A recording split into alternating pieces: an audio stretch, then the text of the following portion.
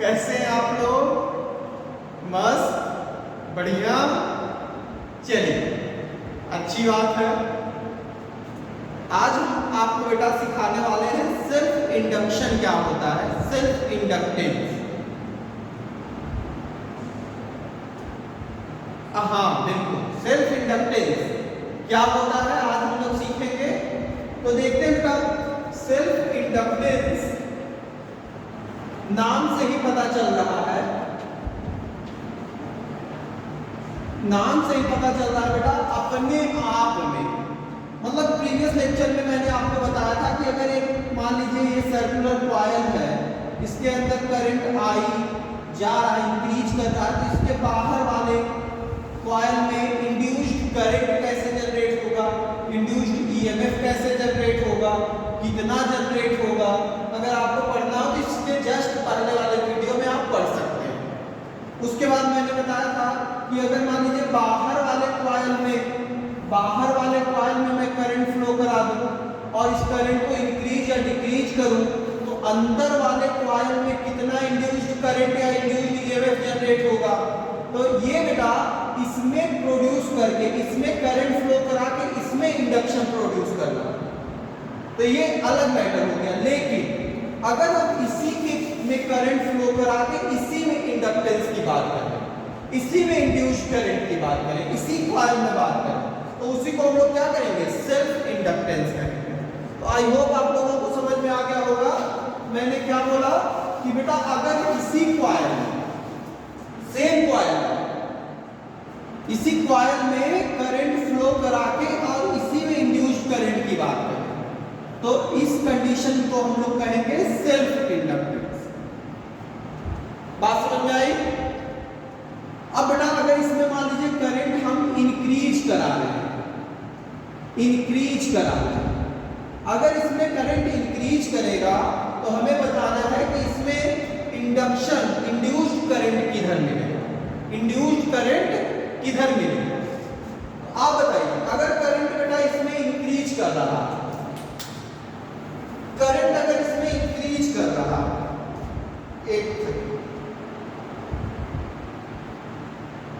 Current इसमें increase कर रहा है, अगर इसमें करंट इंक्रीज कर रहा है तो समझिए, अगर मान लीजिए यहां की बात करें अंदर की तरफ आपको फील्ड बाहर की तरफ मिल रहा है।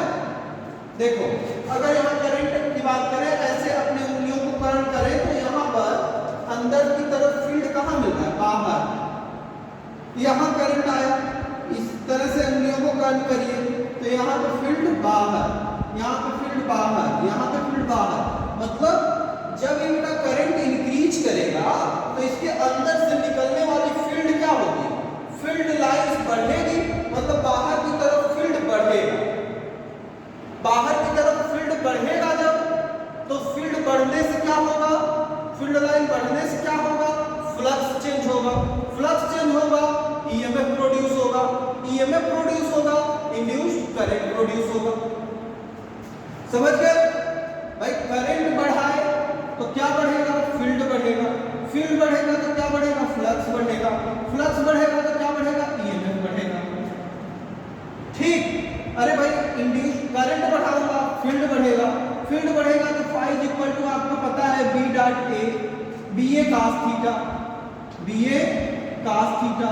अब अगर सिंपल सी बात है, फील्ड बढ़ेगी तो फ्लक्स बढ़ जाएगा, और फ्लक्स बढ़ेगा तो क्या बढ़ेगा, ईएमएफ बढ़ेगा। ईएमएफ क्या होता है, minus d phi by d t. अब अगर फ्लक्स के चेंज होने से फ्लक्स बढ़ा, ईएमएफ बढ़ा, ईएमएफ से आपको क्या मिल जाएगा, ईएमएफ बाई आर कर देंगे तो इंड्यूस्ड करंट मिल जाएगा। समझ में बात आ रही है कि नहीं? स्टेप बाय स्टेप आपको। तो कहने का सेंस यहाँ पे ये हुआ कि अगर हम इसको करंट इस तरह से फ्लो कराएंगे, अंदर की तरफ जो यहाँ इसके इनर पार्ट में, अंदर वाले एरिया में अगर हम देखें तो बाहर की तरफ फील्ड बढ़ती हुई दिखाई देगी। अच्छा, अब भैया इंड्यूस्ड करंट क्या करना चाहेगा, इंड्यूस्ड करंट क्या करना चाहेगा, इंड्यूस्ड करंट हमेशा चाहेगा कि जिससे वो प्रोड्यूस हुआ उसी का वो अपोज करे। तो इंड्यूस्ड करंट प्रोड्यूस किससे होगा, इसी चेंजिंग करंट से। अब अगर ये करंट बढ़ रहा है तो बाहर की तरफ फील्ड बढ़ेगी।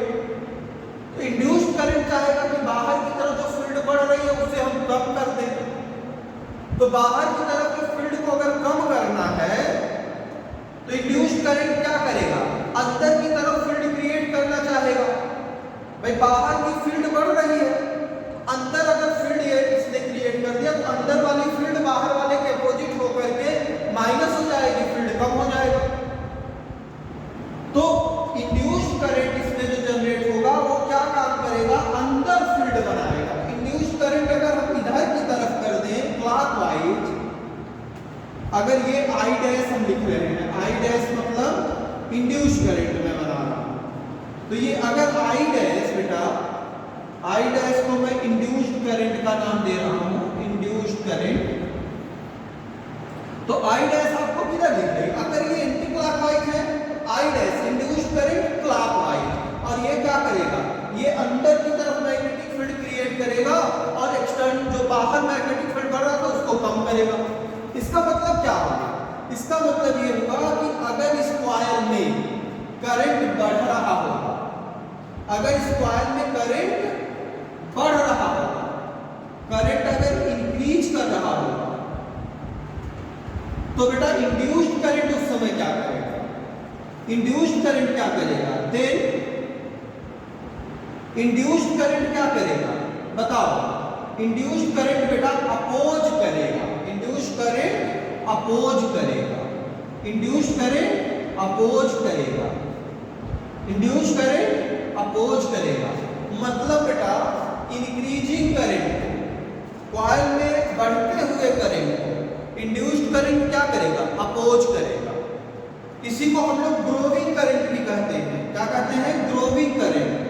अगर करंट बढ़ रहा है, ग्रोविंग करंट, अगर करंट कॉइल में बढ़ रहा है तो इंड्यूस्ड करंट जो जनरेट होगा क्या करेगा, उसका अपोज करेगा, बढ़ने से रोकेगा।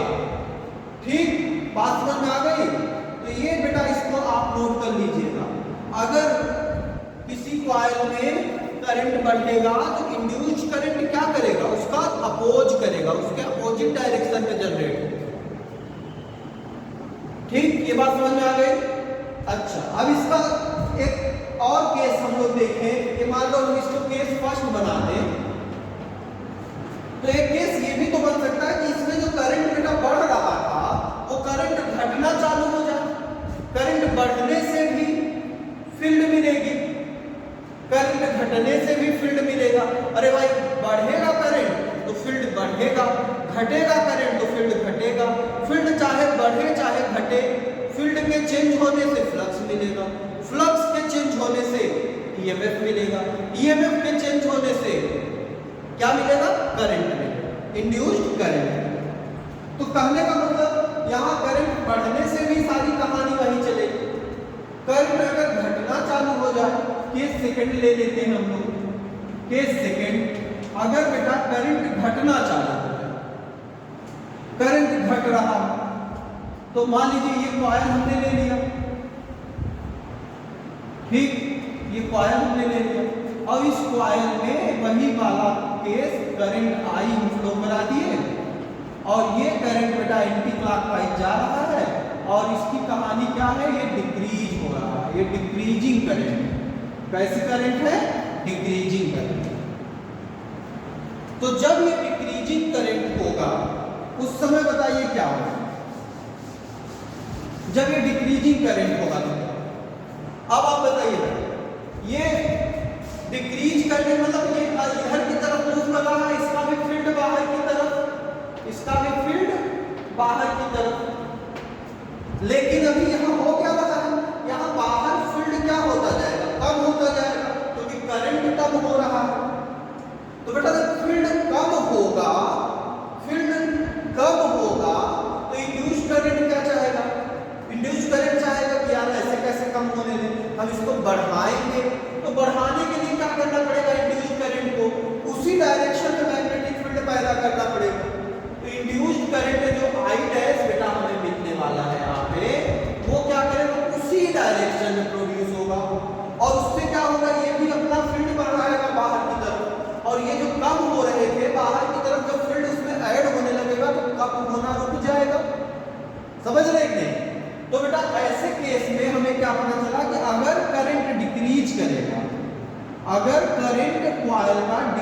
करेगा, डिक्रीज करेगा, उस समय बेटा इंड्यूस्ड करंट क्या करेगा, उस समय इंड्यूस्ड करंट क्या करेगा? जब करंट यहां पे डिक्रीज होगा उस समय इंड्यूस्ड करंट क्या करेगा? उस समय इंड्यूस्ड करंट बेटा करंट के डायरेक्शन में प्रोड्यूस होगा। तो इंड्यूस्ड करंट उस समय सपोर्ट करेगा, उस समय बेटा सपोर्ट करेगा, या कह सकते हैं इंड्यूस्ड करंट जो पैदा होगा वो उसी डायरेक्शन में पैदा होगा जिस डायरेक्शन में कॉइल में करंट फ्लो हो रहा है। Induced current produce in the direction of what? Flow of current. जिस डायरेक्शन में करंट फ्लो हो रहा था उसी डायरेक्शन में इंड्यूस्ड करंट भी फ्लो होने लगेगा। तो इसी को हम लोग बेटा डिक्रीजिंग करंट का नाम दे दें, चाहे डाइंग करंट का भी नाम दे सकते हैं। डाइंग करंट, करंट मर रहा है, कम हो रहा है, कम होना, सांसें कम हो रही है, सांसें कम हो रही है, मर रहा है, सांस कम होते होते खत्म, आदमी मर गया। कहने का मतलब करंट जब कम होगा, डाइंग कंडीशन करंट के कम होने में इंड्यूस करंट उसका सपोर्ट करेगा। बात समझ में आई? बात समझ में आ गई? तो अगर करंट बढ़ेगा कॉइल में तो इंड्यूस्ड करंट क्या करेगा? उसका अपोज करेगा। अगर करंट कम होगा कॉइल में तो इंड्यूस्ड करंट क्या करेगा? उसका सपोर्ट करेगा। इतनी कहानी क्लियर हो गई? इसको आप नोट कर लीजिए, इसको आप नोट कर लीजिए। चलिए भाई, तो हम लोगों के पास दो अप्रोच पता चले। अच्छा, इसका सेल्फ इंडक्शन नाम क्यों पड़ा? सेल्फ इंडक्टेंस क्यों नाम पड़ा? क्योंकि उसी कॉइल में, जिस कॉइल में करंट चल रहा था उसी में इंड्यूस्ड करंट भी जनरेट होता है। चलो, इतनी बातें हो गई। अब भैया अगर मान लीजिए इसी कॉन्सेप्ट का यूज करके हम इंडक्टर बना दें। इंडक्टर का मतलब भैया ढेर सारे कॉइल को एक साथ बना दिया जाए, इस तरह का अरेंजमेंट, इस तरह का अरेंजमेंट कर दिया जाए, यही हमारा बन जाएगा इंडक्टर। तो इसमें करंट एक कंडीशन बना दे रहे हैं इंक्रीजिंग का, मतलब इसके अंदर करंट जा रहा है और कैसे जा रहा है? इंक्रीज करते हुए जा रहा है। इसके अंदर करंट इंक्रीज करते हुए जा रहा है। एक केस। दूसरा केस इसके यही कॉइल हम बना दिए, यही हमने बना दिया, और इसमें जो करंट अंदर जा रहा है वो क्या हो रहा है? डिक्रीज कर रहा है। वो करंट क्या कर रहा है? डिक्रीज कर रहा है। अब आप बताइए, अब भैया ईएमएफ यहाँ भी प्रोड्यूस होगा, ईएमएफ यहाँ भी प्रोड्यूस होगा, इंड्यूस्ड करंट यहाँ भी आएगा, इंड्यूस्ड करंट यहाँ भी आएगा। लेकिन यहाँ पे जो इंड्यूस्ड करंट आएगा उसका डायरेक्शन किधर होगा? इंड्यूस्ड करंट का डायरेक्शन किधर होगा? अपोजिट। इसका मतलब जो बेटा जो यहाँ पे ईएमएफ इंड्यूस्ड होगा उसका डायरेक्शन कैसा होगा? इस तरह से। भाई पॉजिटिव टर्मिनल से करंट निकलता हुआ दिखाई देगा, तो जो ईएमएफ इंड्यूस्ड होगा, इंड्यूस्ड ईएमएफ, उसका पोलैरिटी आप बता सकते हैं। मतलब अगर इंडक्टर के अंदर करंट इंक्रीज हो रहा है, इंडक्टर के अंदर अगर करंट इंक्रीज हो रहा है तो जो ईएमएफ दिखेगा वो इस तरह से दिखेगा। अच्छा, इंडक्टर के अंदर अगर करंट डिक्रीज हो रहा है, डिक्रीज होने में क्या करेगा? इंड्यूस्ड करंट बताओ, इंड्यूस्ड करंट क्या करेगा? इंड्यूस्ड करंट बेटा यहाँ पे सपोर्ट करेगा, इंड्यूस्ड करंट सपोर्ट करेगा, मतलब इंड्यूस्ड करंट उसी डायरेक्शन में होगा, इंड्यूस्ड करंट उसी डायरेक्शन में होगा। उसी डायरेक्शन में होने का मतलब कि करंट अगर अंदर जा रहा है इसका मतलब क्या होगा? अंदर जा रहा है इसका मतलब क्या होगा? करंट इधर जा रहा है इसका मतलब क्या होगा?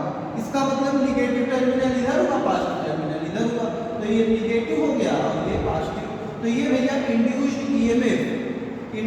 ईएमएफ का आपको इस इंडक्टर के लिए, जब इंडक्टर में करंट कम होगा तो इंड्यूस्ड ईएमएफ इस तरह से रिप्रेजेंट किया जाएगा। जब इंडक्टर के अंदर करंट बढ़ेगा इंड्यूस्ड ईएमएफ इस तरह से रिप्रेजेंट किया जाएगा। बात समझ में आ गई? तो इंडक्टर में जब हम लोग जब इक्वेशन लिखने चलते हैं, प्लस माइनस ईएमएफ लिखने जब चलते हैं बेटा, तो ये बात अगर दिमाग में है तब तो हम बनाने लगते हैं क्वेश्चन, और अगर ये बात आपके दिमाग में नहीं है तो आप क्वेश्चन सॉल्व नहीं कर पाते हैं। अगर आपको रजिस्टर, इंडक्टर, बैटरी सब एक ही लाइन में लगा के दे दिया और एक टर्मिनल और दूसरे टर्मिनल के बीच में पोटेंशियल डिफरेंस पूछ लिया, उस समय अगर ये अप्रोच आपके दिमाग में नहीं है तो आप सवाल नहीं कर पाएंगे। इसका मतलब ये हुआ कि अगर हमें क्वेश्चन सॉल्व करके आना है तो हमें इस तरह के कॉन्सेप्चुअल चीजों को दिमाग में रखना पड़ेगा। तो इसे आप एक बार, दो बार, तीन बार, चार बार कॉपी में बना डालो यार, बार बार बनाओ, आप देखो आपके दिमाग में। सिंपल सी बात, अगर इस तरह से इंडक्टर बना के दे दे और इसमें करंट इंक्रीज कर रहा हो, करंट इंक्रीज कर रहा हो, उस समय इंड्यूस करंट क्या होगा, उसके अपोजिट प्रोड्यूस होगा, और उस समय ईएमएफ जो प्रोड्यूस होगा उसका जो पोलैरिटी होगी वो इस तरह से दिखाई देगी। अच्छा, अगर उसी इंडक्टर में करंट जा रहा है डिक्रीज होते हुए, तो उस समय इंड्यूस करंट उसी डायरेक्शन में मिलेगा, और उस समय जो ईएमएफ जनरेट होगा, ईएमएफ प्रोड्यूस होगा, इंड्यूस्ड ईएमएफ जो होगा उसकी पोलैरिटी इस तरह से। समझ में बात आ गई? बोलो भाई, आ गई बात समझ में? चलिए, तो अब हमारे पास अगला जो कॉन्सेप्ट है वो है, अगला कॉन्सेप्ट जो है वो है कि सेल्फ इंडक्टेंस जो यल होती है उसकी वैल्यू कितनी होती है। सेल्फ इंडक्टेंस कोफिशिएंट भी बोलते हैं उसको ना, सेल्फ इंडक्टेंस कोफिशिएंट बोलते हैं, इंड्यूस्ड ईएमएफ बोलते हैं।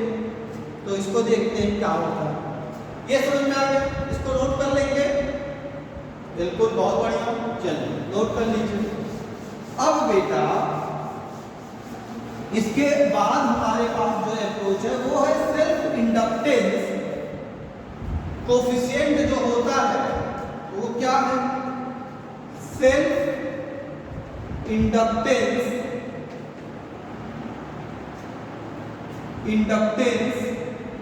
कोफिशिएंट, सेल्फ इंडक्टेंस कोफिशिएंट, इसको बेटा हम लोग यल से दिखाते हैं, कैपिटल है, सेल्फ इंडक्टर या इसी को इंडक्टेंस बोलते हैं। अच्छा, अब इसके लिए एक सिंपल सा स्ट्रक्चर बना दिया जाए, एक सिंपल सा स्ट्रक्चर।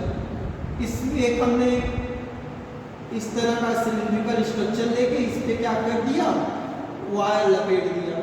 आप ये कहानी पढ़ चुके हैं सोलेनॉइड के नाम से, ये कहानी हम लोग पढ़ चुके हैं सोलेनॉइड के नाम से बेटा। अब ये वायर हमने क्या किया, एक बैटरी लगा दिया, चलो एक बैटरी लगा दिया, बैटरी का ये पॉजिटिव टर्मिनल, नेगेटिव टर्मिनल, ये एक्सटर्नल ईएमएफ है। अच्छा, और क्या किया, और यहाँ पर रजिस्टर लगा दिया और इसको ले जा करके उस पर मिला। इसको बेटा वेरिएबल रजिस्टर कहते हैं जब इस तरह का कंडीशन आपको दिखाई दे, वेरिएबल, ठीक है। अब क्या हो रहा है, इस एक्सटर्नल ईएमएफ के कारण बेटा इसमें करंट आएगा, इसमें क्या आएगा, करंट आएगा, और जब करंट इस कॉइल में घूमेगा तो कॉइल में करंट, आप सोचिए कॉइल में करंट ऐसे आके ऐसे घूम रहा है, ऐसे आके करंट ऐसे घूम रहा है, ऐसे आके करंट ऐसे घूम रहा है। तो जब करंट ऐसे घूमेगा, करंट ऐसे घूमेगा तो अंगूठा हमारा किधर जा रहा है, इस तरफ, तो अंगूठे के डायरेक्शन में क्या जनरेट हो जाएगा, मैग्नेटिक फील्ड जनरेट हो जाएगा।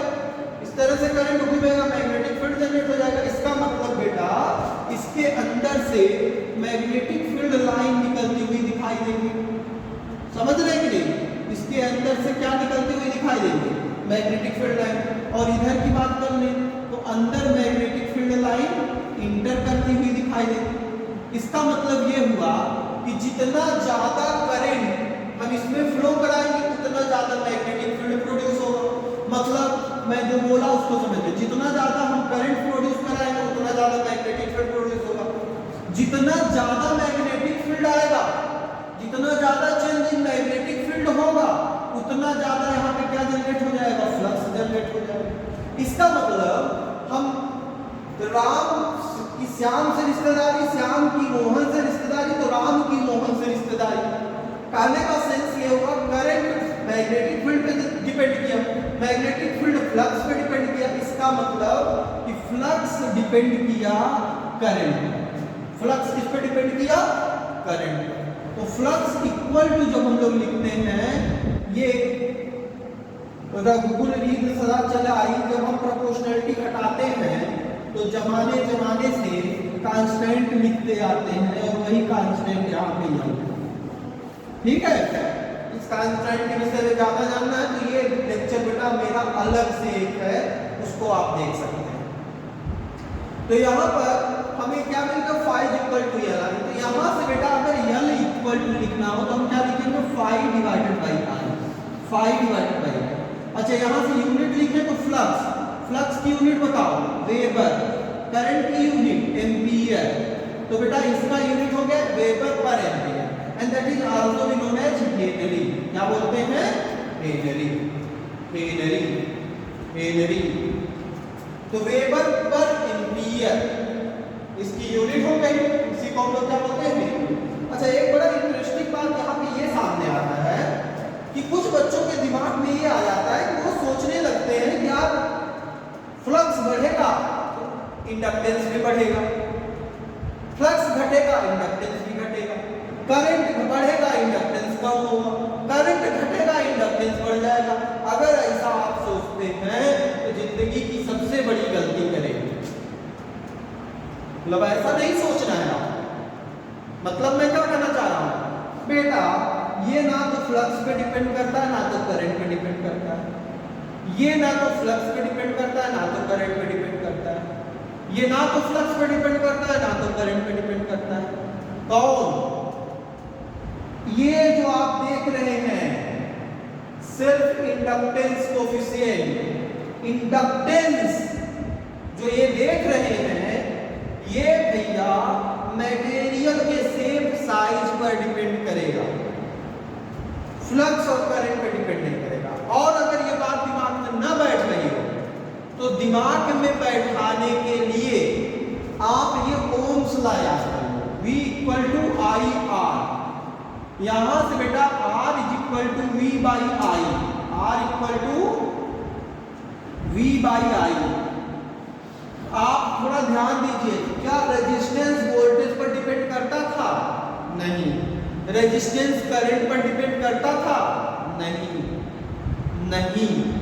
तो जैसे अगर रेजिस्टेंस के लिए आपको ये बात पता है, रेजिस्टेंस बेटा मटेरियल पे डिपेंड करता है, शेप पे डिपेंड करता है, साइज पे डिपेंड करता है, एरिया पे डिपेंड करता है, टेम्परेचर पर डिपेंड करता है, मटेरियल की क्वालिटी पर डिपेंड करता है, लेकिन V और I पर डिपेंड नहीं करता। तो जैसे रेजिस्टेंस V I पर डिपेंड नहीं करता, वैसे इंडक्टेंस फाई I पर डिपेंड नहीं करता, फाई I पर डिपेंड नहीं करता।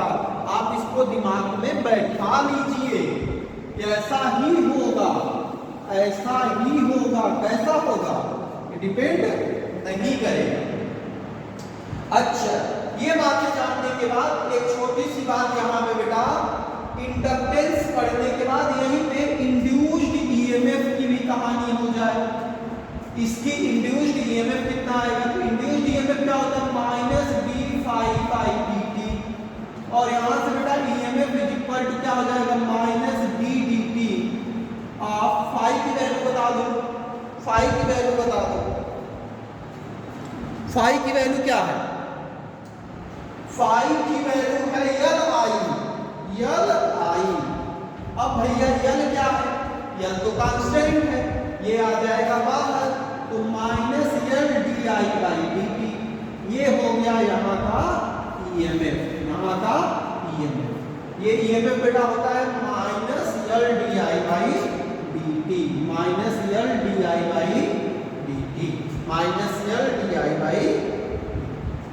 तो आपको याद रखना है self inductance coefficient, inductive coefficient, induction, self induction, ये जो वैल्यू होती है ये 5 डिवाइडेड बाई आई होती है, और ये फ्लक्स और करंट पर डिपेंड नहीं करती है। और पूरी कहानी आपको फिर से एक बार रिपीट कर दे रहा हूं। एक्सटर्नल यहाँ पोटेंशियल एक्सटर्नल ईएमएफ लगा दिया गया है, वेरिएबल रजिस्टर लगा दिया गया है। इससे क्या करेंगे, करंट जनरेट कराएंगे।